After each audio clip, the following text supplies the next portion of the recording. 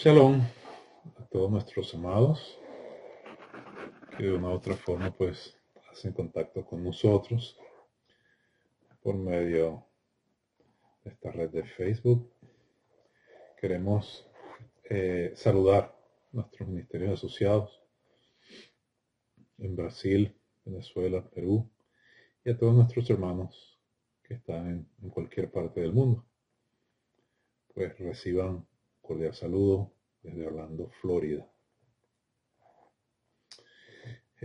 Quisiera dividir entonces la palabra de hoy en dos secciones. La primera quiero dedicarla a Israel, la situación, y la segunda la drashá o la parashá de Lech Lechá.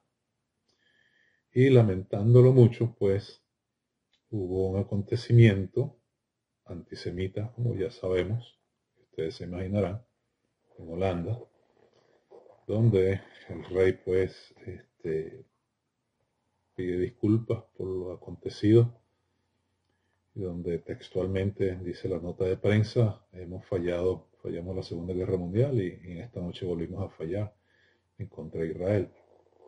Entonces se trata de un antisemitismo a nivel mundial, un antisemitismo que está amalgamado a un izquierdista mundial, que está contra Israel, que está contra la Biblia, que está contra la palabra del Señor, que está contra los creyentes en Yeshua. Y la palabra nos habla algo de esto. Yo hablaba con un amigo, o me texteaba con un amigo de Jerusalén, y él me explicaba la situación que se está viviendo en Europa, con el levantamiento del Islam y todas estas cosas. Y realmente es preocupante.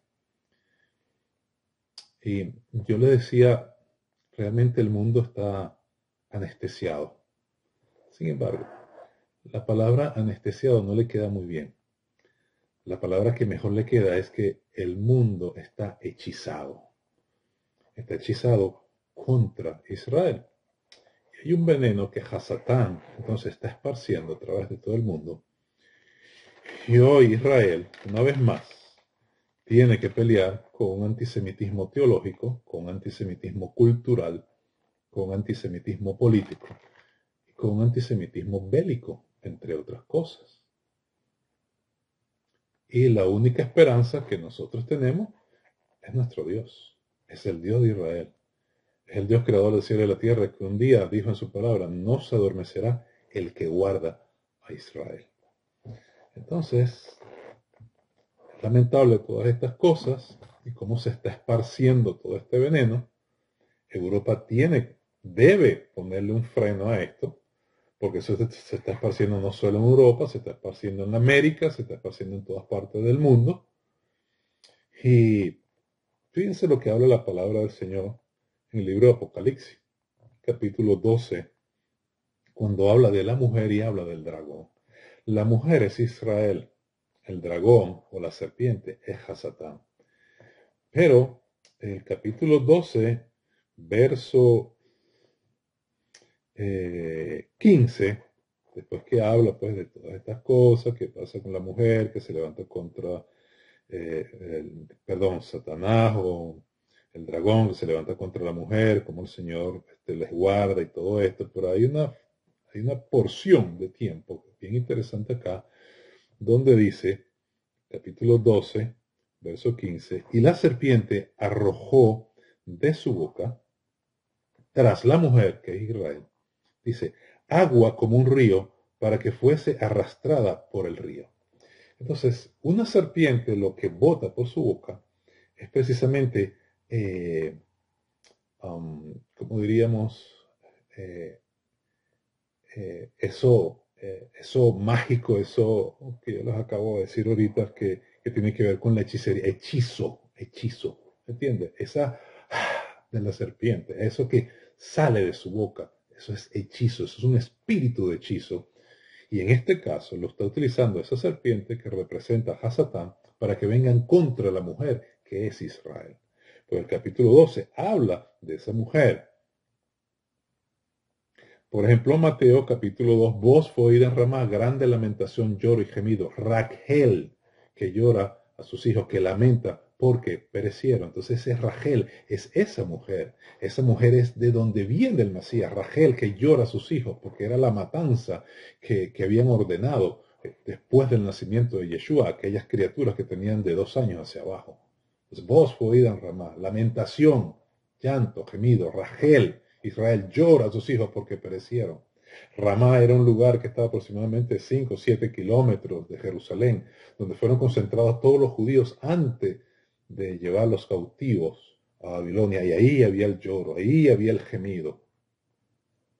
Entonces sigue diciendo, pero la tierra ayudó a la mujer, pues la tierra abrió su boca y tragó el río que el dragón había echado de su boca. Entonces, arriba dice serpiente y abajo dice dragón. Lo cierto es que es agua. Entonces, cuando hablamos de esas aguas turbias o esas aguas turbulentas, eso se refiere a prueba. Eso se refiere a situaciones difíciles. Cuando usted tenga un sueño con pruebas, con aguas que están turbias, con agua que se baten de un lado a otro, con la furia del agua y todas estas cosas, se refiere a situaciones adversas muy profundas, muy fuertes que pueden venir contra usted. Y lo que habla aquí de esa serpiente, que representa a Satán, que arrojó de su boca tras la mujer agua como un río, es precisamente que arrojó contra Israel eso que sale de esa serpiente, ese hechizo que hoy tiene las naciones del mundo contra Israel. Pero el 17 nos da la conclusión de todo esto. Sigue diciendo, después que la mujer es guardada, porque si algo es claro, es que Israel será siempre guardado por el Señor. Porque hay un cumplimiento profético y eterno con Israel. Porque Yeshua, Adonai hecho carne, es judío y vendrá a Israel. El 17 dice, entonces el dragón se llenó de ira contra la mujer y se fue a hacer guerra contra el resto de la descendencia. Es decir, vino contra la mujer que era Israel y no pudo, porque siempre ha habido un remanente fiel y el Señor siempre ha guardado a su pueblo, como lo guarda hoy. Entonces se fue a hacer guerra contra el resto de la descendencia de ella, los que guardan los mandamientos de Dios y tienen el testimonio de Jesucristo. ¿Quiénes son esos? ¿Quiénes son esos descendientes de ella que guardan los mandamientos? El resto del cuerpo del Mesías. Porque lo que le pasa a la cabeza lo va a sentir o lo va a recibir también el cuerpo. Por eso es que la palabra del Señor nos habla en el libro de Jeremías, capítulo 31, verso 7, y dice que Israel es cabeza de naciones. Jeremías, capítulo 31, verso 7. Mire lo que dice. 31:7. Porque así ha dicho Adonai, regocijado, oh Jacob, con alegría, refiriéndose a Israel. Jacob pelea con el ángel le cambia el nombre y dice, tu nombre será Israel. Entonces, regocijaos en Jacob con alegría y dad voces de júbilo a la cabeza de las naciones. Haced oír, alabad y decid, oh Adonai, salva a tu pueblo, el remanente de Israel. Entonces, es obvio que el Señor pelea por su pueblo. Es obvio que siempre ha habido un remanente fiel de Israel, el cual llevó el Evangelio a todas las naciones del mundo, por el cual se esparció la verdad del Evangelio a todas las naciones del mundo. Pero, tristemente, Israel tiene que pelear entonces con un frente antisemita teológico, por ejemplo. Y quiero darle un ejemplo rapidito porque no tengo mucho tiempo.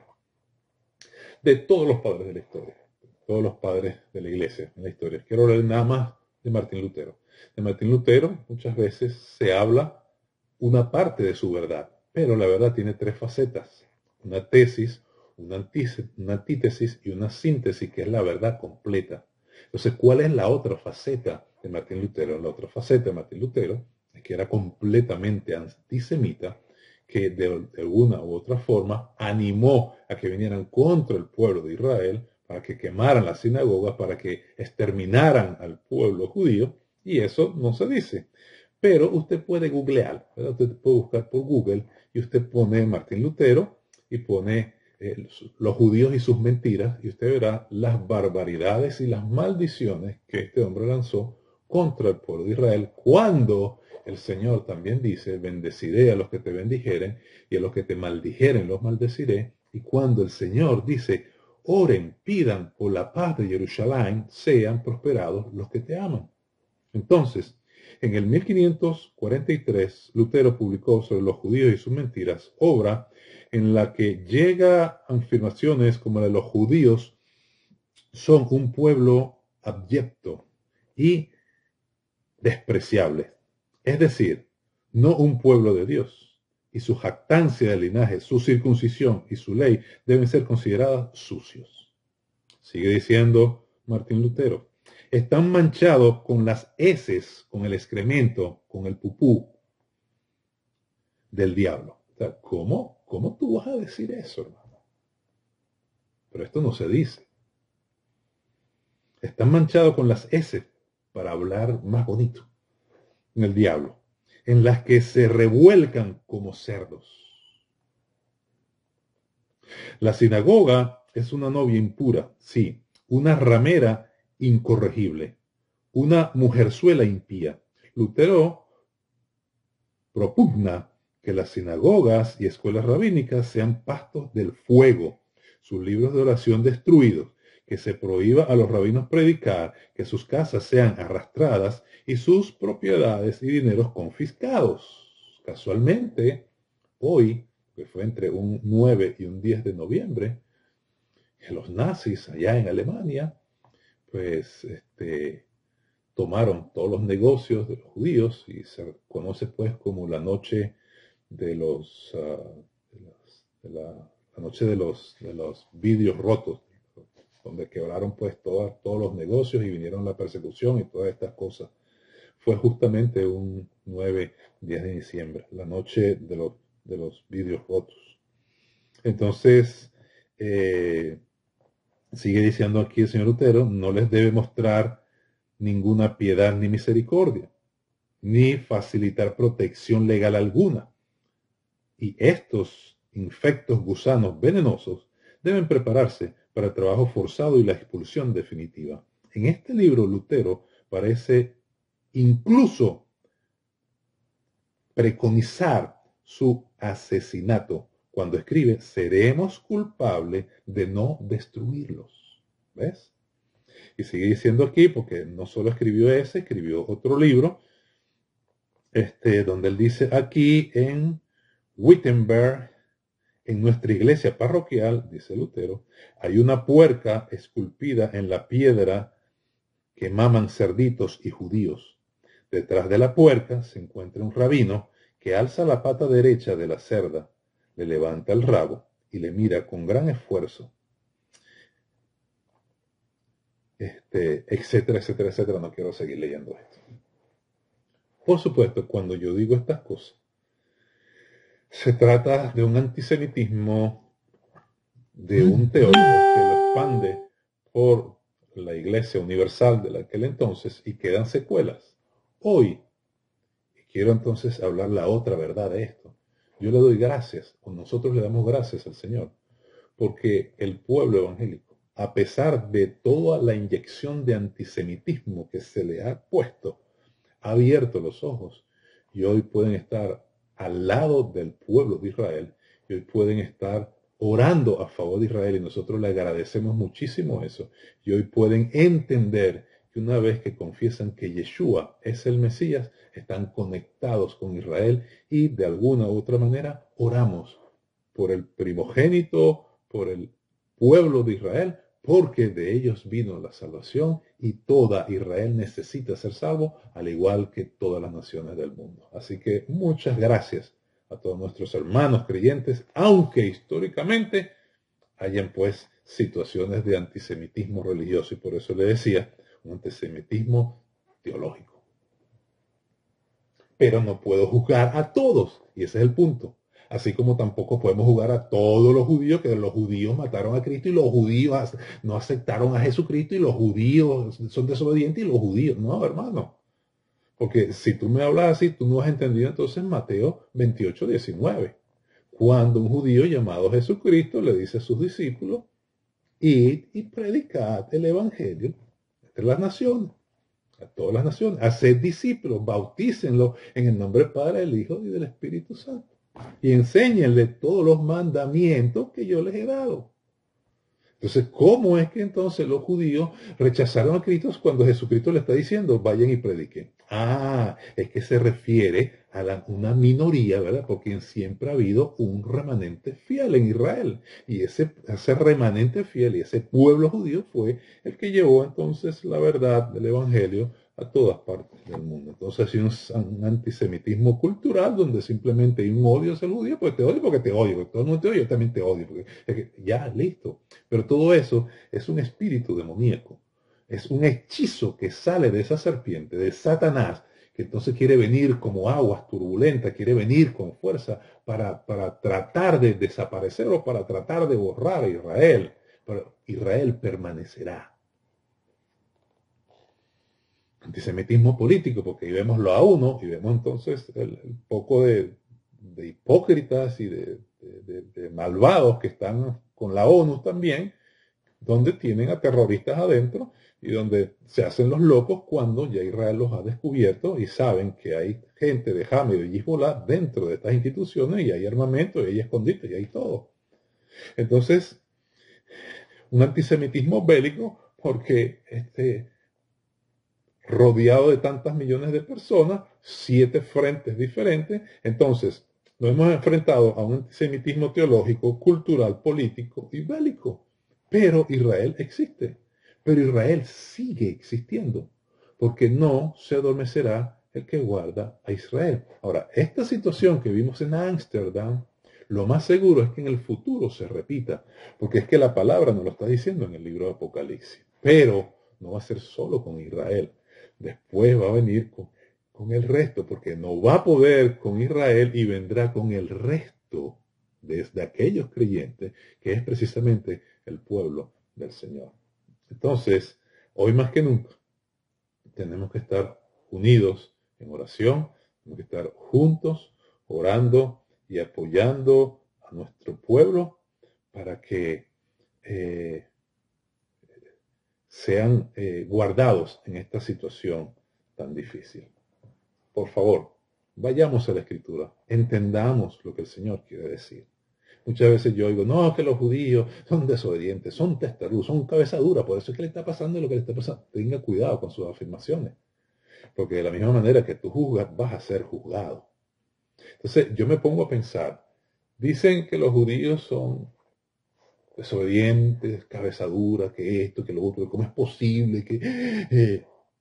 Entonces yo me pongo a ver, ¿cuántos millones de gentiles hay o cuántas de las naciones hay en todo el globo terráqueo? O sea, hay aproximadamente unos 8.200 millones de habitantes. 8.200 millones de habitantes, más o menos aproximadamente. Si yo dijera que, bueno, una gran mayoría, ¿verdad?, de las naciones ha aceptado a Yeshua porque son un pueblo obediente, bueno, tendría que ser por lo menos un 50%, ¿verdad? O algo así por el estilo. Pero resulta que de esos 8.200 millones de personas, menos del 1% confiesa que Jesucristo es el Señor. Entonces yo diría, o sea, los judíos son desobedientes, pero las naciones son obedientes. Pero yo te estoy haciendo una suma, una operación matemática simple, sencilla. Y estoy diciendo, de los 8 millones, de los 8.200 millones de habitantes, hay un 0.75% que confiesa que Jesucristo es el Señor. Que confiesa que Jesucristo es el Señor. Aparte de eso, cada uno de esos se presentará delante del Señor y el Señor juzgará. El Señor dirá, apartados de mí, o entra en el gozo de la eternidad de tu Señor. Entonces, ¿bajo qué fundamento entonces decimos que los judíos son unos desobedientes, testarudos, esto, aquello y lo otro? Pero la iglesia, sí, la iglesia. Hermanos, por favor, el 0.75% de la población del mundo confiesa que Jesucristo es el Señor de todas las naciones del mundo. Entonces, ¿quién es el desobediente? Tomando en consideración que estamos en el tiempo de los gentiles. Tomando en consideración que este es el momento de los gentiles. Romanos nos habla, Romanos capítulo 11, nos dice, porque no quiero, hermanos, que ignoréis este misterio para que no seáis arrogantes en cuanto a vosotros mismos, que ha acontecido Israel endurecimiento en parte, hasta que haya entrado la plenitud de los gentiles. Entonces estamos en la plenitud de los gentiles y solo el 0.75% de la población mundial confiesa que Jesucristo es el Mesías, es el Señor. Entonces, ¿quién es el desobediente? Cuando nosotros llevamos esa misma cuenta y la aplicamos a Israel, está más o menos similar. Entonces no se trata de un judío o un gentil, se trata del corazón del hombre, por cuanto todos pecaron, están destituidos de la gloria del Señor. No se trata de que Israel es duro y en el caso tal, la dureza precisamente es por parte del Señor para que entren entonces los gentiles, para que los gentiles entren a la salvación de Israel. Pero Israel va a llegar un momento que será salvo y será salvo toda Israel. Entonces tenemos que tener un poquito de pulso cuando criticamos o cuando hablamos o cuando juzgamos, porque la palabra dice que no te jactes, no te jactes. Y acuérdate que si Israel fue también disciplinado por no guardar la palabra, tú también vas a ser disciplinado. Recuerda que quien te sostiene es un judío llamado Yeshua. Y eso mismo lo habla el libro de Abdías, cuando habla que no juzgues, no te ensoberbezca contra el juicio que el Señor está trayendo sobre Judá. Porque de la misma manera que tú juzgaste y que tú viniste y que tu soberbio fue contra Judá, de esa misma manera vendrá sobre tu cabeza. Entonces no estoy diciendo que no se debe hablar contra el pecado. Lo que sí estoy diciendo es que tengamos misericordia y que nos ayuden. Yo estaba oyendo a unos brujos, a unos hechiceros y satanistas, que decían que cuando un brujo, un hechicero cae, todos se reúnen y lo ayudan, lo levantan. No, tenemos que, y aquello, y colaboran unos con los otros. Y ella misma decía, ¿cómo es posible que nosotros entonces nos estemos cayendo a golpe unos con otros? Entonces, que el Señor nos ayude en esto. Lo cierto es que, pese al antisemitismo teológico, cultural, político y bélico, yo le doy gracias al Señor porque por medio de todo esto Israel pudo descubrir que sus enemigos tenían centenares de kilómetros bajo de Israel llenos de armamento, de explosivos, para algún día salir de bajo tierra y venir contra Israel y ser atacado tanto bajo tierra como por el aire, porque están empeñados en desaparecer a Israel. Y yo les vuelvo y les repito, los enemigos de Israel, aunque hayan sido envenenados, aunque hayan sido engañados por esa serpiente, Am Israel Jai, la tierra de Israel, vivirá porque hay propósitos eternos. Y hoy oramos por Israel y bendecimos a Israel y damos gracias al Señor por Israel y nos regocijamos en el Señor porque a pesar de las vidas que han muerto defendiendo la tierra, y a pesar de tantas adversidades, ahí está la tierra y vemos la mano del Señor guardando a su pueblo. La otra parte que quiero hablar es la parashá, que tiene que ver con Abraham, que es Lech Lejá.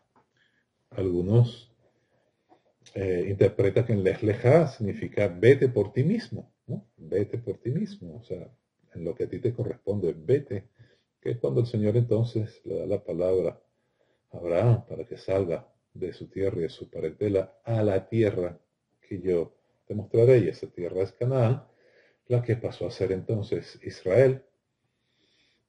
Lo cierto es que Abraham simple y llanamente cree a una palabra de fe. Oían estos días atrás, ayer antier, me pasó una hermana un video de un rabino que explicaba el verbo ser. Yo lo oía en Israel. Yo siempre oía que el verbo ser no existe, y es verdad. Cuando hablas hebreo, uno dice yo soy Edrei, por ejemplo, sino Ani Edrei, Juan o Ju Pedro.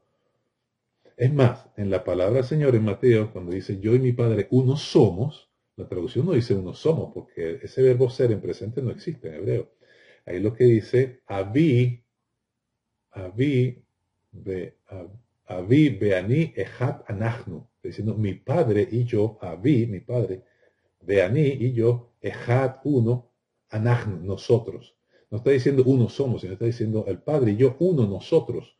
Porque ese verbo ser en presente no existe. Entonces le explicaba que ese verbo ser en presente representa el presente eterno de Dios. Y quiero hablarles de eso. Porque cuando el Señor le está diciendo a Abraham, Lech leja, vete por ti mismo o sal de la tierra al lugar donde yo te llevaré, es precisamente para que él vaya a ese presente eterno. Y por eso el Señor le dice a Abraham, mira las estrellas, así será tu descendencia. Entonces, cuando le dice, mira las estrellas, así será tu descendencia, es porque Dios está viendo su presente eterno, y le está diciendo a Abraham, así será. Es decir, el presente eterno de Dios viene a ser para nosotros el futuro. Ahora, el libro de Eclesiastés dice, Eclesiastés 1.9, ¿qué es lo que fue? Lo que será. Pero fíjese que no está el verbo presente, sino está el verbo pasado y el verbo futuro. ¿Qué es lo que fue? Lo que será. No dice qué es lo que fue, lo que es, no. ¿Qué es lo que fue? Lo que será. Me está hablando de un pasado y me está hablando de un futuro. Pero el presente no está. ¿Sabe por qué? Porque ese presente nos corresponde a nosotros. Y nos corresponde a nosotros trabajarlo con la ayuda del Espíritu Santo para poder llegar al presente eterno de Dios. Yo no sé si me estoy dando a entender. Que para nosotros es el futuro. ¿Por qué? Porque en Dios no hay tiempo. Cuando la Biblia habla de un pasado y un presente es porque la Biblia le está hablando al hombre que tiene un presente, un pasado y un futuro. Pero Adonai en su presencia lo que está es un presente eterno. Para yo entonces llegar a ese presente eterno, para yo estar en ese presente eterno, yo tengo que tener algo que se llama fe. Y fe, eso mismo era lo que tenía nuestro padre Abraham, viendo las cosas que no son como si fuesen, porque el ser eterno de Dios, el ser eterno de Dios, el presente eterno de Dios, para yo poder llegar allí, tiene que ser por fe. Por eso es que la fe viene por el oír, y el oír la palabra del Señor, pero viendo las cosas que no son como si fuesen. Es decir, yo naturalmente en mi presente, viéndolas, no son, pero yo tengo que verlas como si fuesen. Es decir, yo tengo que verlo en el presente eterno de Dios, porque Dios no tiene tiempo. Él dijo, y fueron hechas las cosas, y será para nosotros. Cuando nosotros somos entonces creados por el Eterno, el Señor llama a un espíritu y le dice, tú eres esto, esto, esto, esto, esto, esto y esto. Vas a ir a la tierra y el Señor nos deja a nosotros. Porque aquí nosotros somos lo que dependemos, o mejor dicho, somos los que decidimos si pasamos a la otra dimensión de la presencia eterna del Señor, que sería nuestro futuro. Entonces, ahora el Señor le dijo a Abraham, mira las estrellas, así será tu descendencia. Y lo de Abraham fue tan tremendo que aún en sus días finales, la palabra dice que él vio una ciudad cuyo arquitecto es el Señor. Y la vio, la saludó, porque cuando dice que la vio, él lo que estaba viendo era el presente eterno de Dios. Porque Dios no tiene tiempo, Dios tiene un presente eterno donde tú estás aquí y punto. Eso es toda tu vida, está aquí en el presente eterno de Dios. Pero en la humanidad, entonces yo tengo un pasado, un presente y un futuro. Y eso es lo que explicaba el rabino. Él decía, el verbo ser en presente no existe. En el contexto humano no existe. Bíblicamente no existe. Porque ese presente representa ese momento eterno con Dios. Pero para yo tener ese momento eterno con Dios, yo tengo que tener fe. Y tengo que tener fe, es decir, la única manera de yo poder tener ese momento eterno con Dios es con la fe o creer que Yeshua, que Jesucristo es el Mesías. Porque de otra manera yo no puedo llegar al Padre donde entiendo que tenemos entonces ese momento eterno. Por eso es que el Señor le dice a Jeremías, antes que te formas en el vientre de tu madre, yo te conocí. ¿Y qué más dice? Y serás profeta a las naciones. Vas a hacer esto, esto, esto y esto. Serás profeta a las naciones. O sea, le habla la vida a Jeremías. Y Jeremías tiene entonces que ser tratado, tiene que ser quebrantado, tiene que llorar. Y eso es lo que la gente no entiende.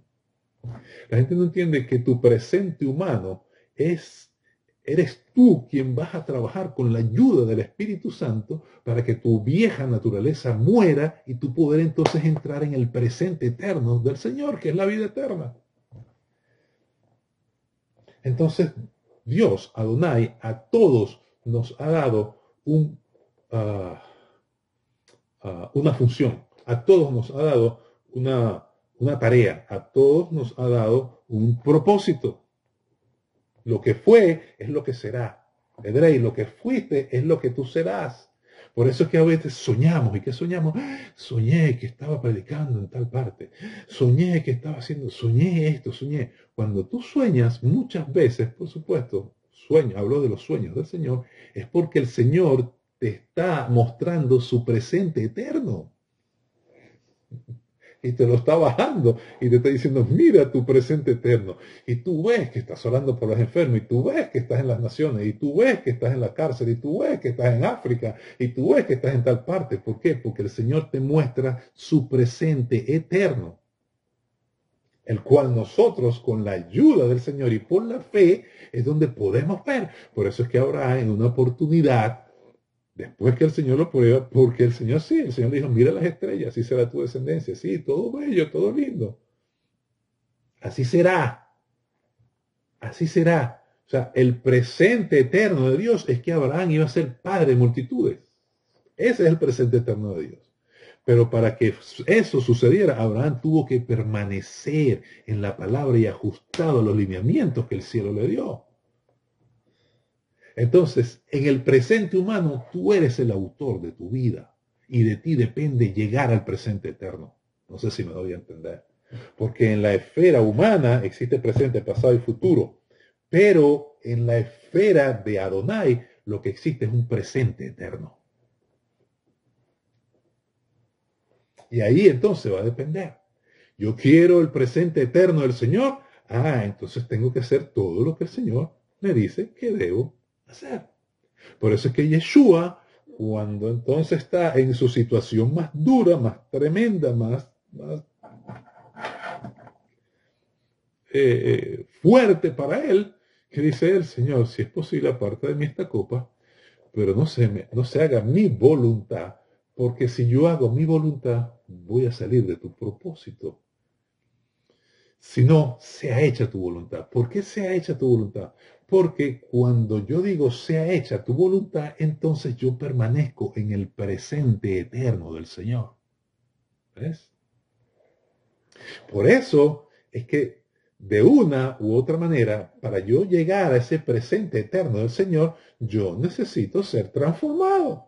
Yo necesito ser quebrantado. Ahora, Yeshua tuvo que pasar por ahí. Y por eso la Escritura dice, el Cordero de Elohim, el Cordero de Dios, ¿verdad?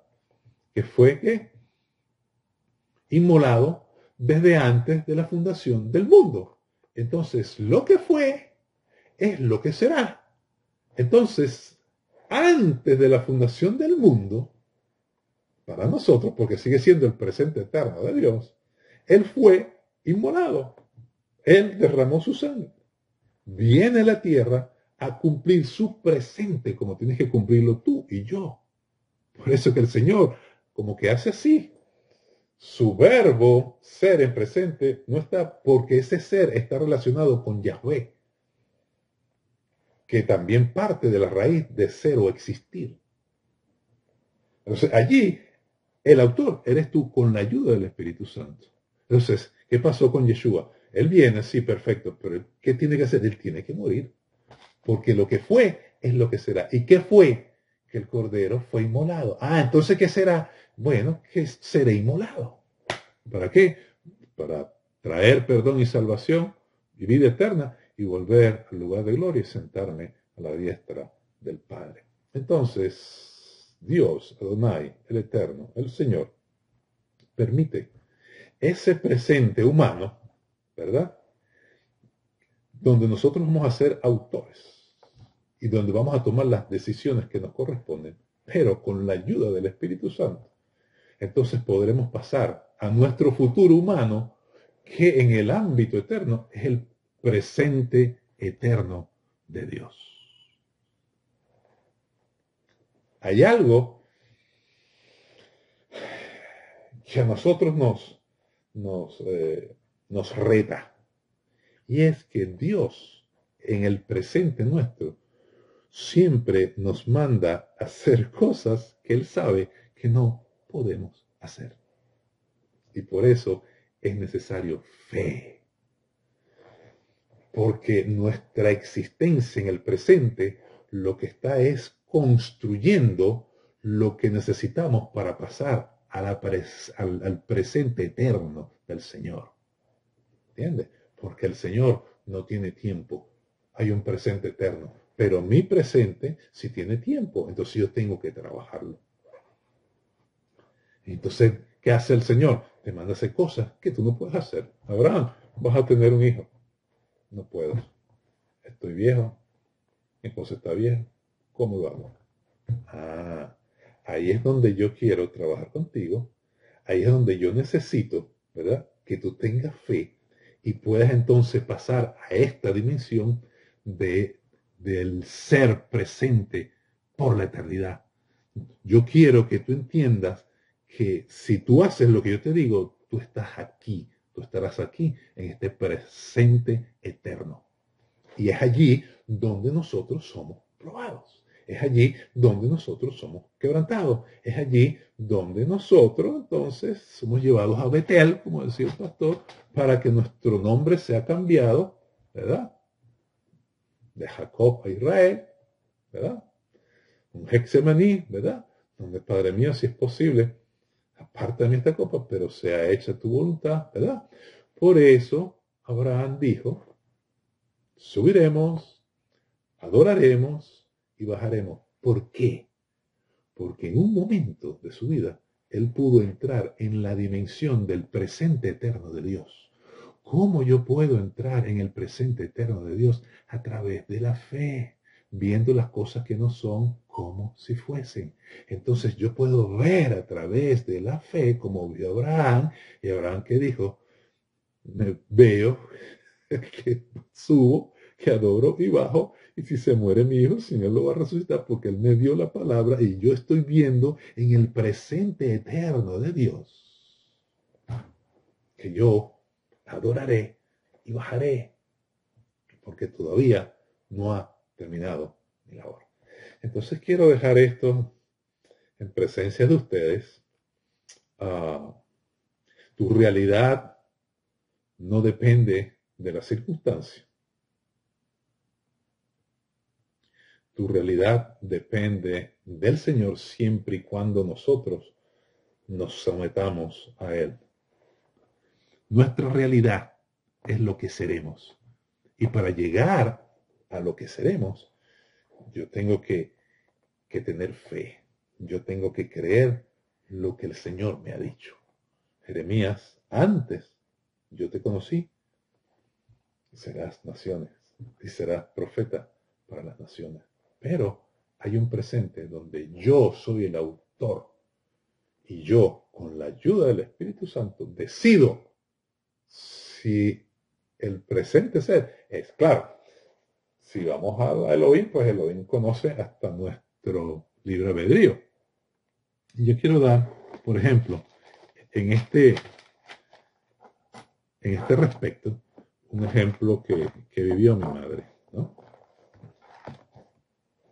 Mi presente, de acuerdo a mi comportamiento, va a determinar si lo que fue, será.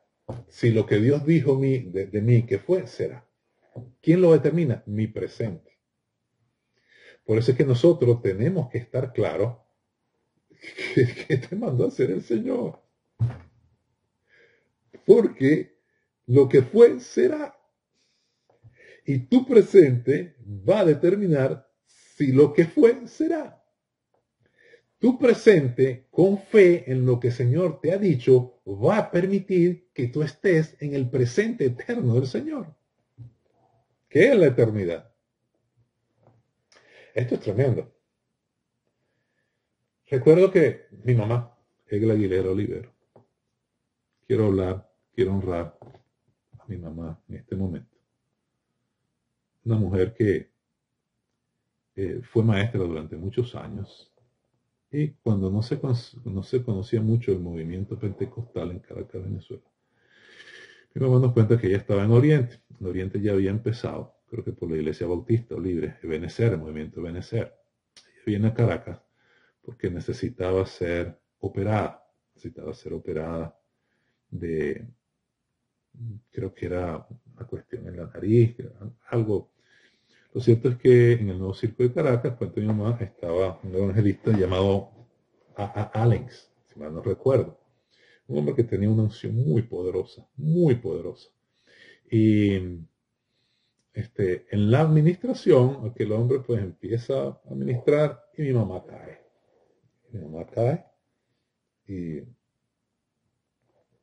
en ese momento es transportada. Es transportada a la presencia del Señor. Ella cae allí, tiesa con palo, después me dice, ella la recogen y la llevan a la tarima donde está este hombre. Y trataba, pues ya no se estaba yendo y ella todavía estaba ahí en el suelo.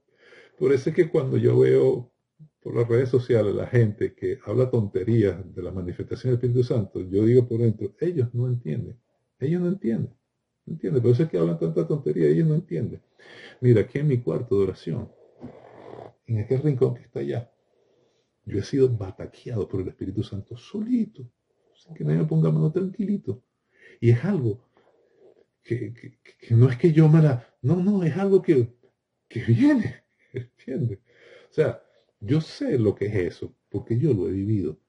Y lo que yo viví aquí en mi cuarto, como otras experiencias más, yo lo viví en Colombia, en la congregación de estos pastores de avivamiento allá en Bogotá, donde nunca en mi vida yo había sido estremecido por el Espíritu Santo. Y aquella mujer de pelo cortico, con pantalones, cuando dijo, reciban el toque desde sus pies hasta su cabeza, hermano, yo sentí una broma que empezaba por abajo. Yo recuerdo que estaba con un amigo de las acacias, que yo no me podía hacer, no podía resistir, yo empecé a temblar y a brincar, y yo estaba así como que con los ojos abiertos, así, porque no podía. Entonces, hay una situación, hay una relación que tú puedes tener con el Espíritu Santo y no te olvides de eso. No te olvides de las experiencias que tú has tenido con el Espíritu Santo. No te olvides del poder del Espíritu Santo en tu vida. No te olvides que sin Él nada podemos hacer. Bueno, se me fue porque es que yo le... Ajá. ¿Por qué? Entonces mi mamá tiene esa experiencia. Perdón, pero ya estoy terminando. Entonces, cuando ella está siendo transportada, ella ve que un ángel la toma y sube como un ascensor.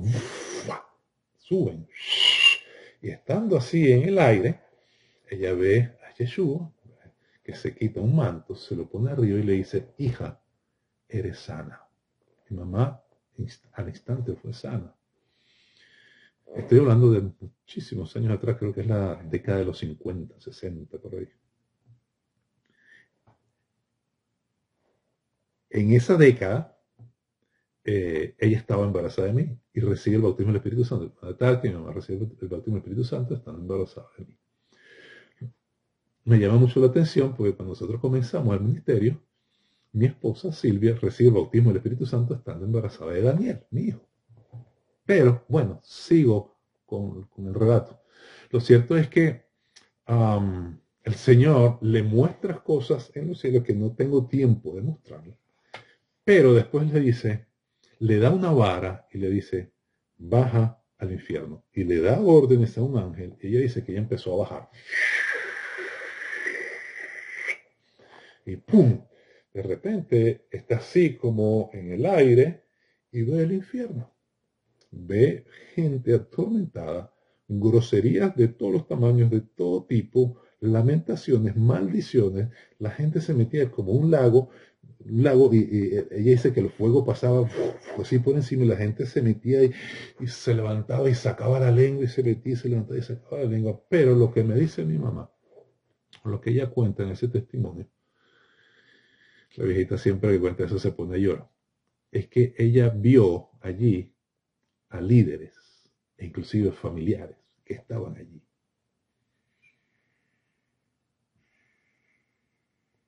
Porque llega un momento en que tú puedes estar en ese presente eterno, pero es solo a través de Yeshua.